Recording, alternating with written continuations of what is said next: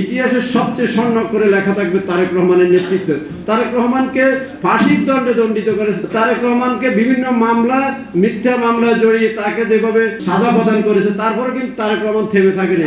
তারেক রহমানের সাহসিকতা এবং তারেক রহমানের দূরদর্শী নেতৃত্বের কারণে শেখ হাসিনা পলায়ন করেছে এবং শেখ হাসিনার পতন হয়েছে।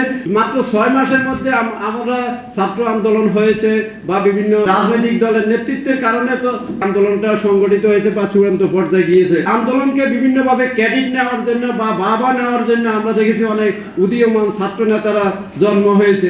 আমরা তাদেরকে অভিনন্দন জানিয়েছি, আমরা তাদেরকে স্বাগত জানিয়েছি, কিন্তু আমরা দেখেছি বিগত 18 মাস ডক্টর ইউনূসের নেতৃত্বে যে সরকার ছিল, সেই সরকারের থেকে কিন্তু এই নাগরিক দল যে এনসিপি প্রতিষ্ঠিত হয়েছে, সেই দল অন্তরালে কিন্তু তারা ক্ষমতা ছিল, ডক্টর ইউনূস ছিল না। ডক্টর ইউনূসের দ্বিতীয় ক্ষমতাধর ছিল এনসিপির নেতারা।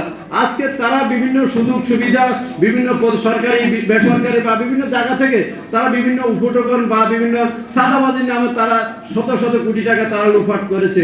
আমি মনে করি যারা লুঙ্গি পড়তে পারতো না, যারা জামা পড়তে পারতো না ঠিক মতো, যারা ঠিক মতো টিউশন ফি দিতে পারতো না, তারা এখন আলাউদ্দিনের স্যার পেয়ে গেছে এবং তারা জাতীয় সংসদে গিয়েছে। এটা আমি মনে করি তাদের জন্য কিন্তু বিরাট অ্যাসেটমেন্ট এবং তাদের জন্য বিরাট অর্জন। আমি মনে করি আজকে বিরোধীদের খাতিরে বিরোধিতা করা উচিত আমি মনে করি, কিন্তু এমন বিরোধিতা করবেন না যে বিরোধিতা জনগণের বিরুদ্ধে যাবে।